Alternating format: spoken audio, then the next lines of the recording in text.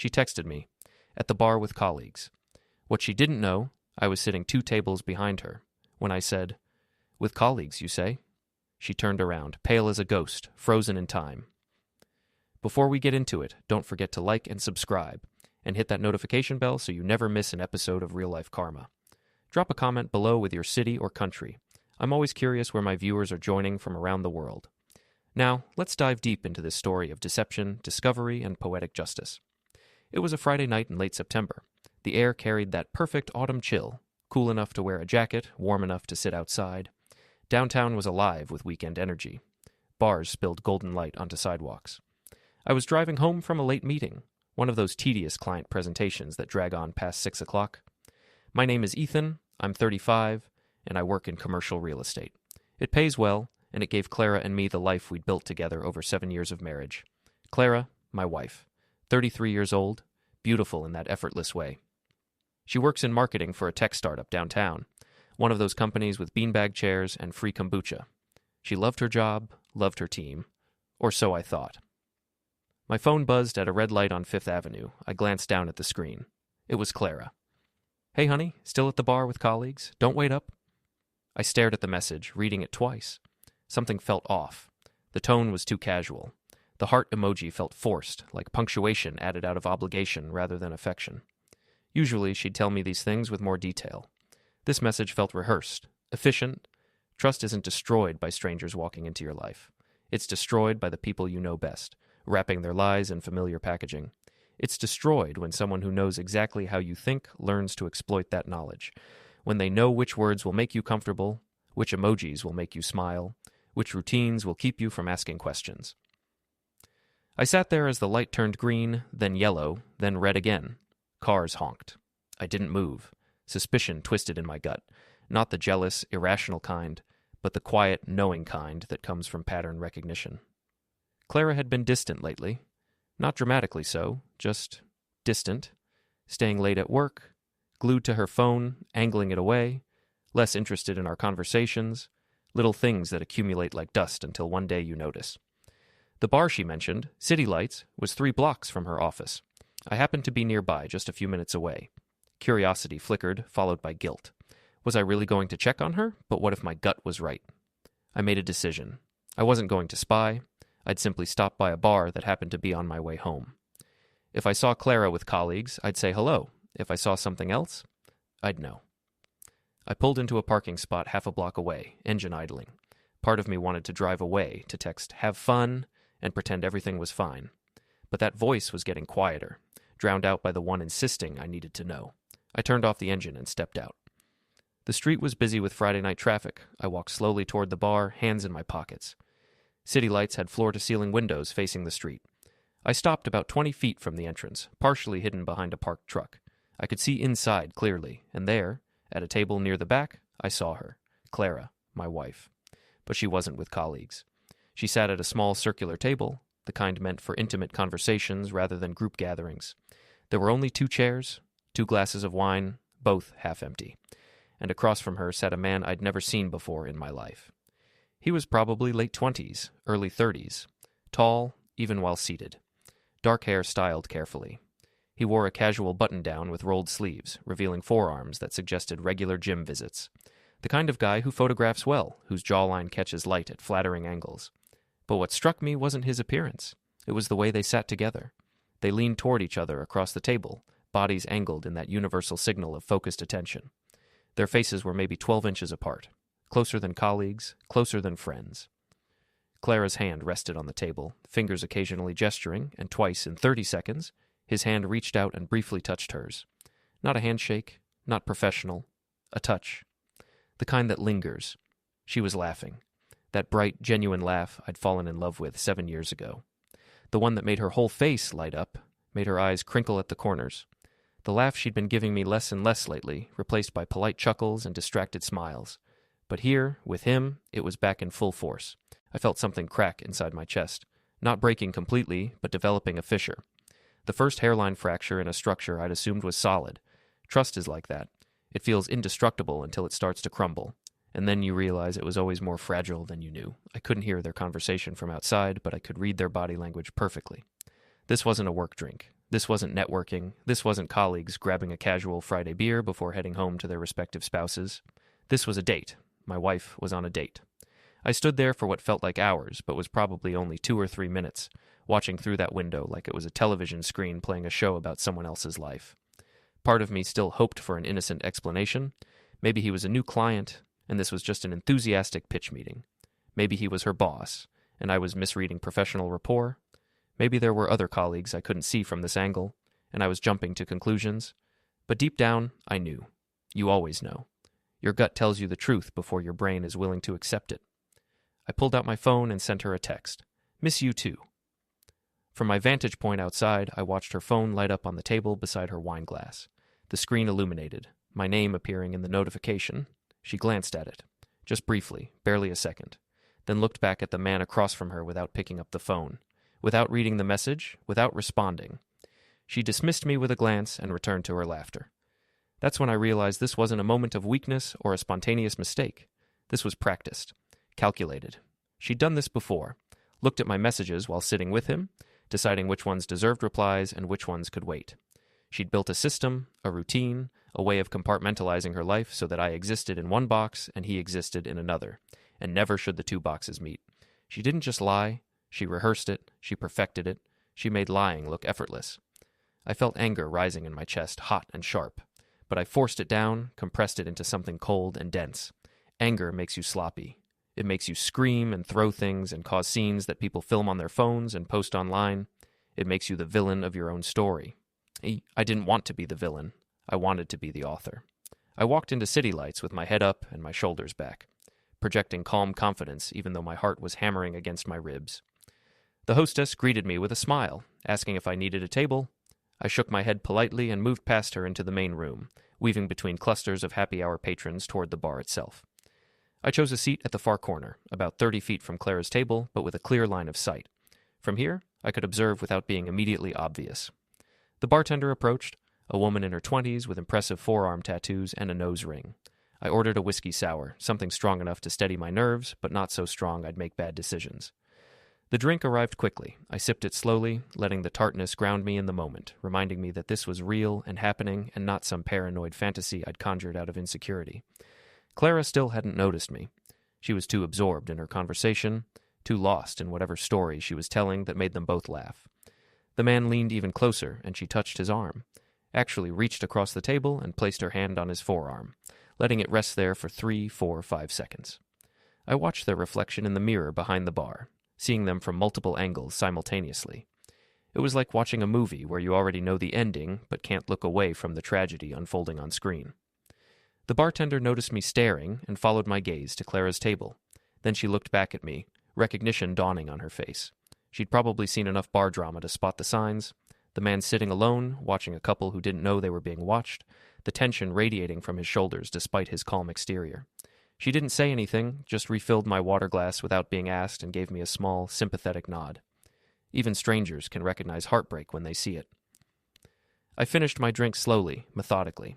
Part of me considered just leaving, walking out the door, driving home, filing for divorce through lawyers, and never confronting her directly. Let her come home to an empty house and packed bags. Let her figure it out. But that felt like letting her off easy.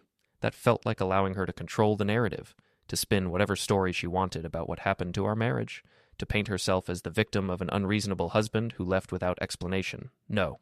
If this was ending, and it clearly was, then it would end on my terms. With truth, with witnesses, with the clarity of daylight instead of the comfort of shadows. I set my empty glass on the bar, placed a $20 bill beside it, and stood up. The bartender caught my eye and mouthed, "Good luck." I nodded my thanks and turned toward Clara's table. Each step felt deliberate, purposeful. I wasn't storming over. I wasn't rushing. I walked at a normal pace, the kind you'd use approaching any table in any bar for any reason. But inside, my mind was racing, calculating exactly what I'd say, how I'd say it, what expression I'd wear. They still didn't see me coming. Clara faced partially away from me, her back to most of the bar. The man sat across from her, but he was too focused on her face to notice someone approaching from behind. I stopped about 3 feet from their table, just close enough to be impossible to ignore. Clara was mid-sentence, saying something about a project deadline when I spoke.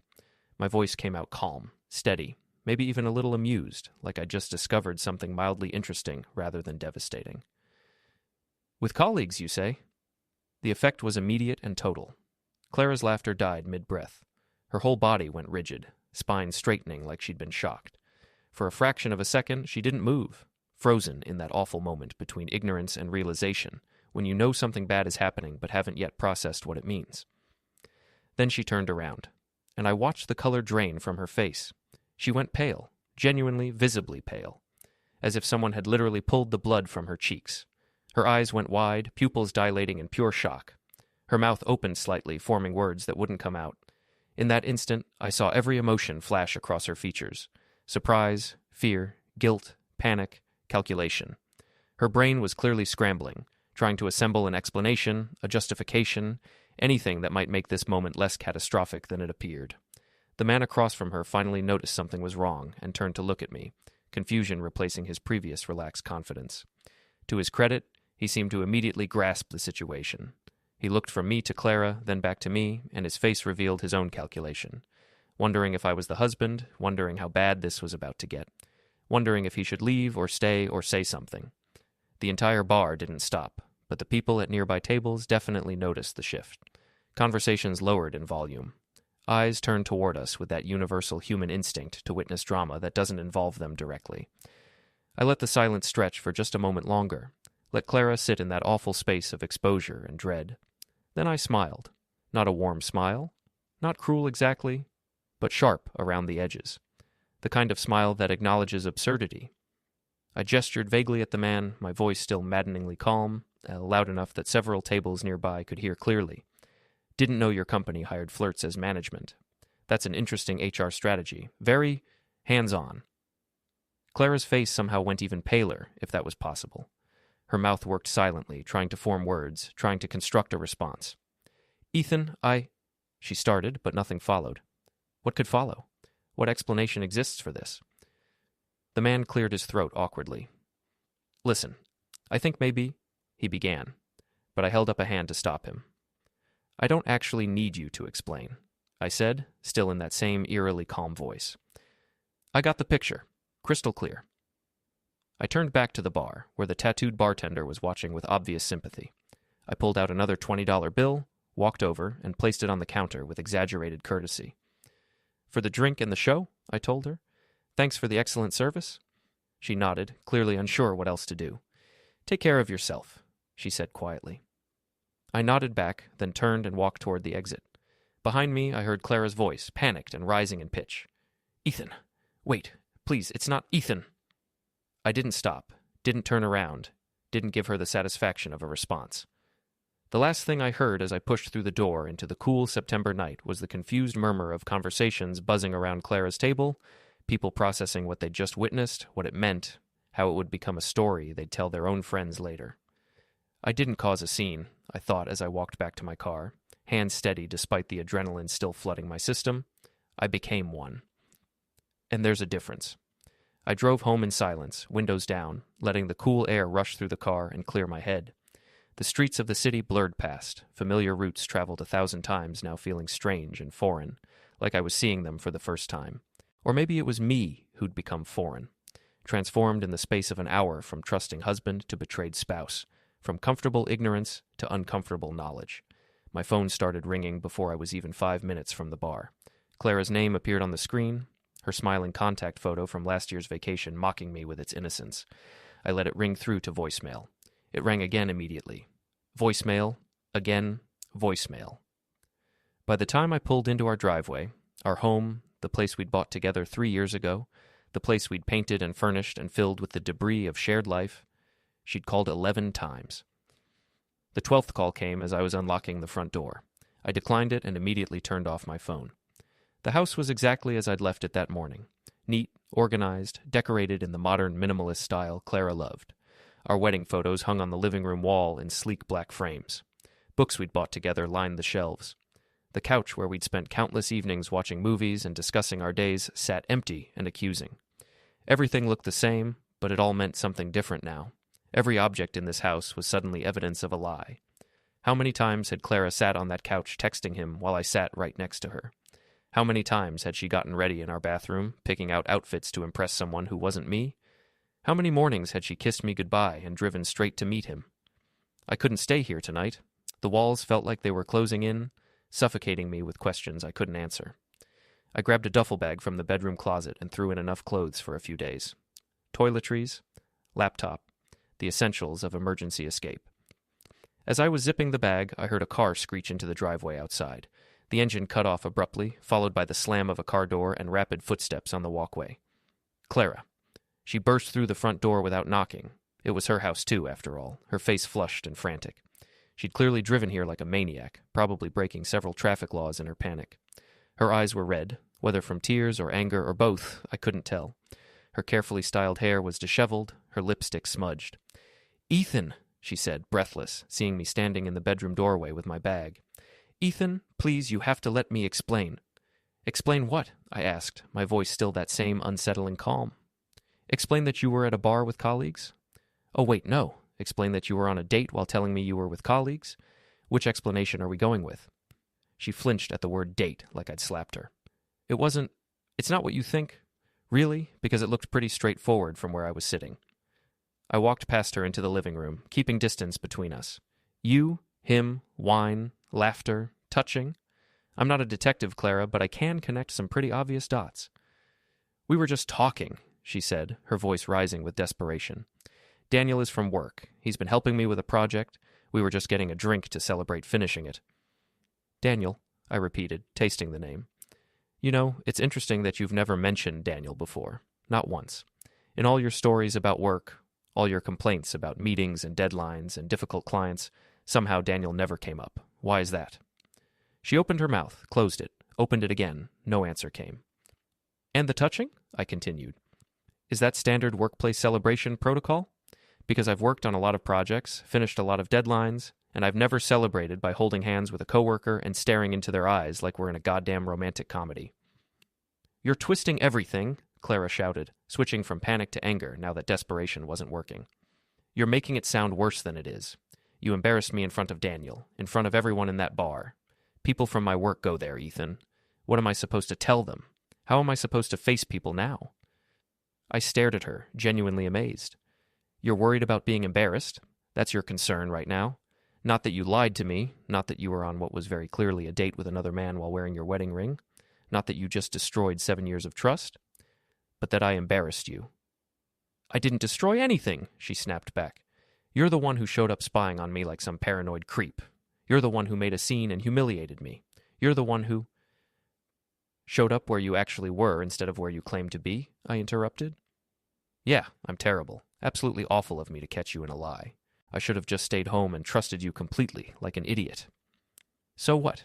You're going to throw away our entire marriage over one drink?" she demanded. "You're going to just give up on us because you jumped to conclusions and assumed the worst?" I set my duffel bag down on the coffee table with deliberate slowness. Then I walked to my home office, Clara following behind me, still protesting, still trying to construct a narrative where she was the victim and I was the villain. My computer was still on from the night before. I woke it up and opened my email, then pulled up a folder I'd created weeks ago, one I'd hoped I'd never actually need but had prepared anyway because my gut had been screaming at me for over a month. See, I'm not proud of what I'd done, but about 3 weeks ago, when Clara's behavior had first started feeling wrong, I'd checked our phone records. Our shared family plan made it easy to see call logs and text volume, and I'd noticed a number that appeared constantly. Dozens of texts per day, calls lasting 30, 40, 50 minutes, always while I was at work or out of the house. I'd done more digging, called the number from a blocked ID, and heard a man's voice on the voicemail. "Hey, this is Daniel. Leave a message."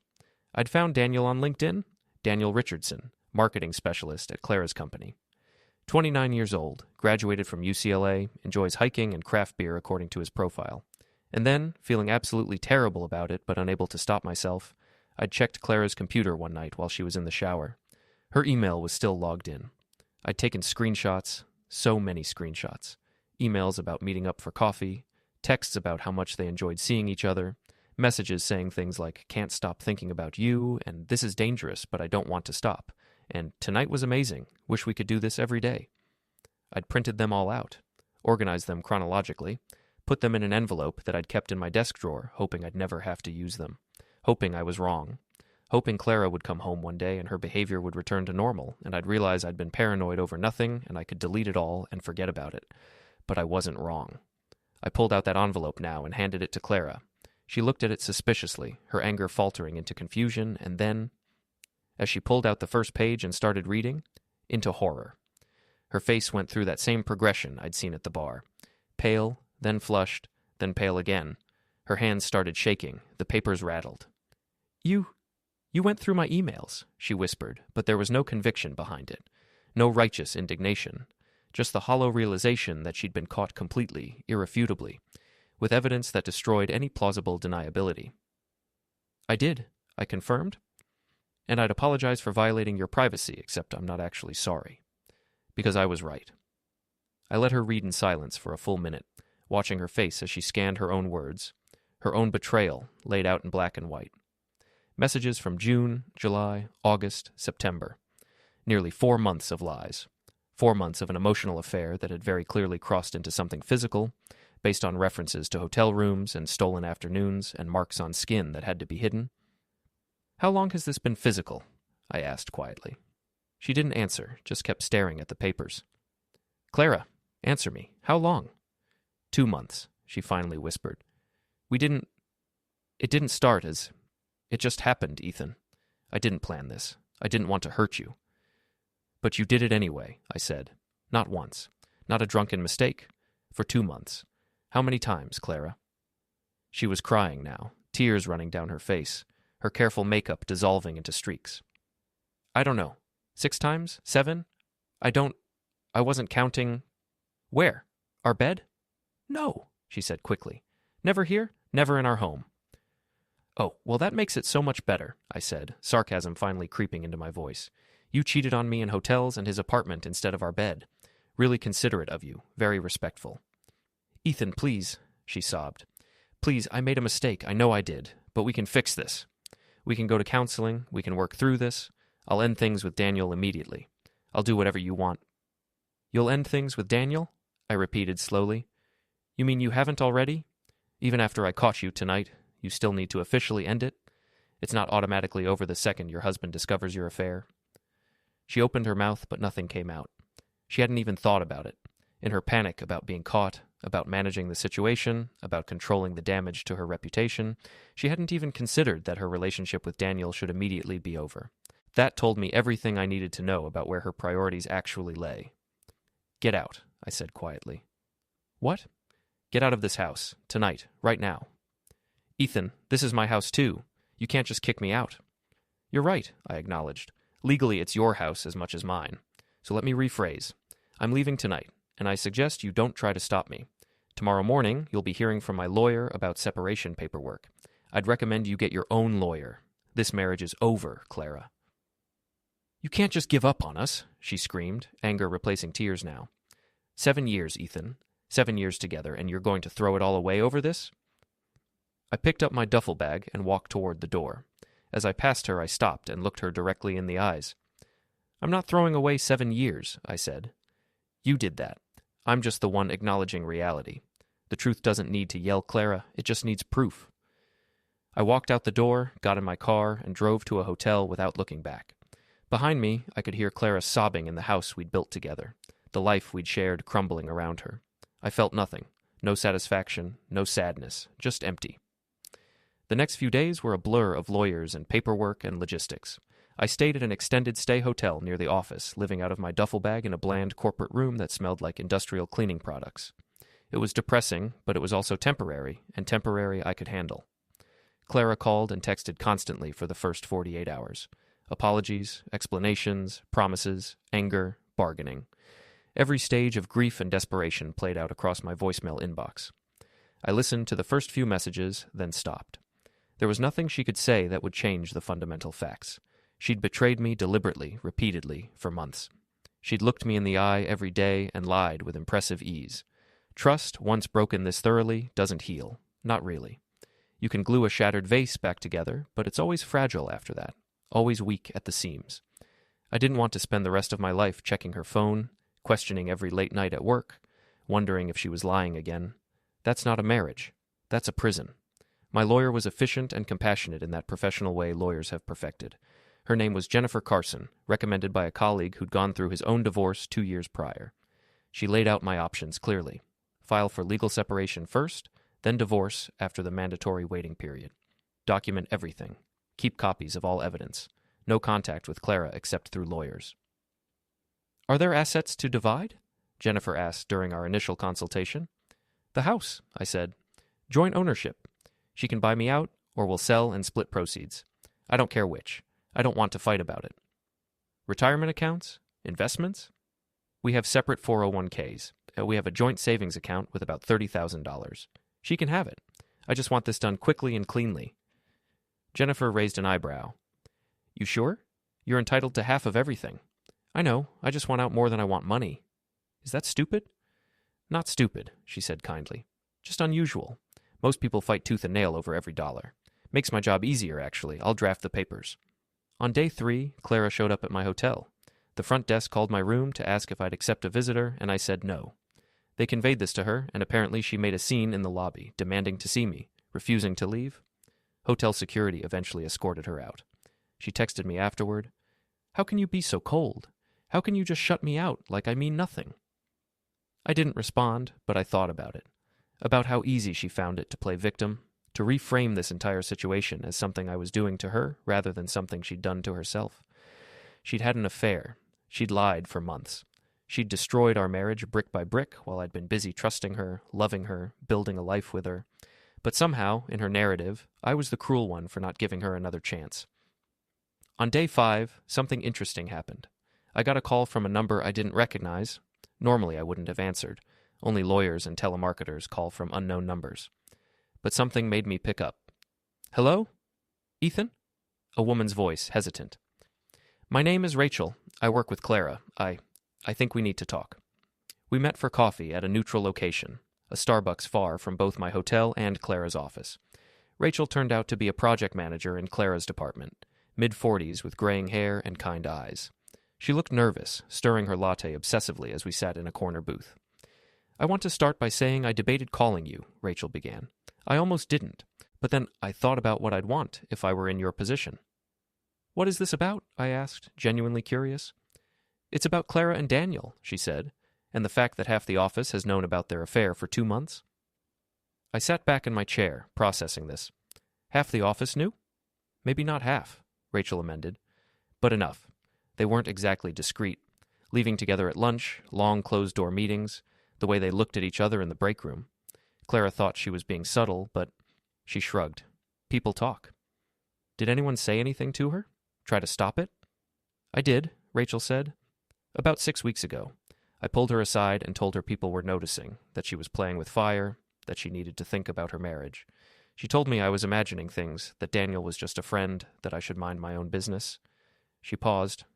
I'm sorry. I should have tried harder. I should have called you then. You don't owe me an apology, I said. You're not responsible for my wife's choices.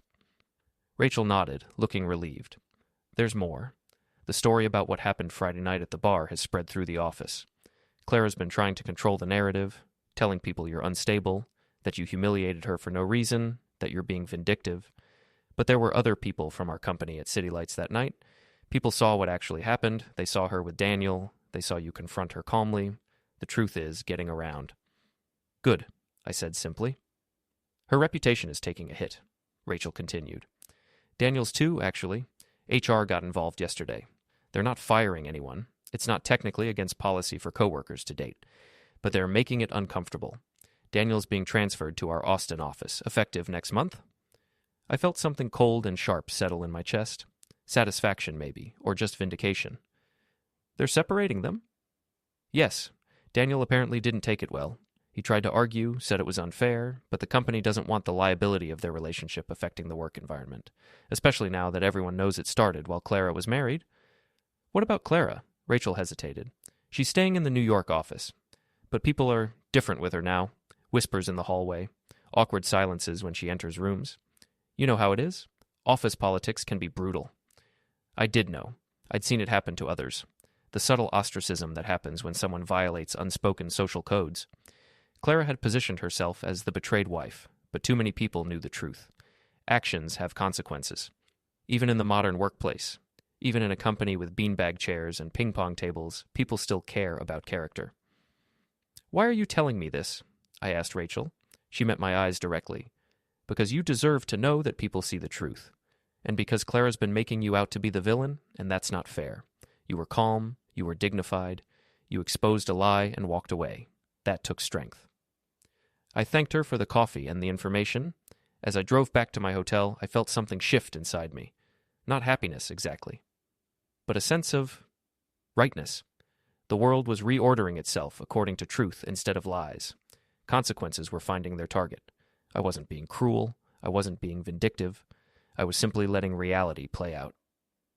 3 months later, on a cold December evening, I found myself back at City Lights. The divorce was nearly finalized. Clara had agreed to all my terms without much fight. She'd buy me out of the house. We'd split the savings, no alimony either direction. She'd tried one last time to convince me to reconcile, showing up at my new apartment with tears and apologies, but I gently and firmly turned her away. Some things, once broken, can't be fixed. I'd heard through the grapevine that Daniel had moved to Austin and they'd tried to maintain a long-distance relationship, but it had fizzled out within 6 weeks. Apparently being the other man is exciting. Being the actual boyfriend who destroyed someone's marriage is less romantic in practice. Clara was single now, living alone in a house too big for one person, working at a company where everyone knew her story. I didn't take pleasure in her suffering, but I didn't feel guilty about it either. She'd made her choices. These were the natural consequences. My life had settled into a new rhythm. New apartment in a better neighborhood, reconnected with friends I'd neglected during my marriage, started going to the gym regularly, therapy once a week to process everything. I was doing okay, not great, not terrible. Just okay, which felt like an achievement considering where I'd been 3 months ago. I'd come to City Lights tonight with Marcus, a friend from college I'd lost touch with during my marriage years. He'd reached out after hearing about my divorce through mutual friends, and we'd grabbed drinks a few times over the past month. It felt good to rebuild those connections. We sat at the bar, not the same corner where I'd sat that night, but close enough that I had a clear view of the whole room. The place was decorated for the holidays now, string lights, garland, a small Christmas tree in the corner. Everything looked festive and warm. "You okay being here?" Marcus asked, noticing me looking around. "We can go somewhere else if this place has too many memories." "No," I said. "It's fine. Actually, it's better than fine." And it was. I wasn't hiding. I wasn't avoiding places or situations because they might remind me of Clara. I was reclaiming spaces, rewriting narratives, taking back the city that had felt poisoned by betrayal just months ago. The bartender tonight wasn't the same tattooed woman from September, but she was equally friendly, equally efficient. Marcus and I talked about work, sports, plans for the new year, normal conversation, easy and comfortable. At one point, I glanced toward the back corner, toward the table where Clara had sat with Daniel. A young couple occupied it now, leaning close and laughing, completely absorbed in each other. They looked happy. Genuinely, innocently happy. I felt nothing. No pain, no anger, no regret. "You know what's weird?" I said to Marcus. "I thought I'd be devastated forever. I thought my whole life was destroyed. But sitting here now, I realize I'm free." "Free how?" Marcus asked. "Free from wondering," I explained. Free from that constant low-level anxiety of knowing something was wrong but not being able to prove it. Free from loving someone who didn't love me enough to be honest. Free from a marriage that looked good on paper but was hollow inside. Marcus nodded slowly. "So you're saying it was worth it? The pain?" "I'm saying I survived it," I corrected. "I'm not grateful for what she did, but I'm grateful I found out. I'm grateful I didn't waste another 7 years in that lie." We finished our drinks and paid the tab. As we walked out into the December night, cold air biting at our faces, I looked back at City Lights one last time. The warm light spilling from its windows, the happy crowd visible through the glass, the bartender mixing drinks, the couples laughing. This place had been the site of my marriage's death, but it was also the site of my awakening. The place where I'd chosen truth over comfort, where I'd decided to be an author rather than a victim. I pulled out my phone and typed a message to myself, a reminder to read whenever I started to doubt my decisions. She lied about where she was. I just showed up where she least expected, reality. And then I walked away, into the December cold, toward whatever came next, with nothing but truth behind me and possibility ahead. The story was over. My story was just beginning.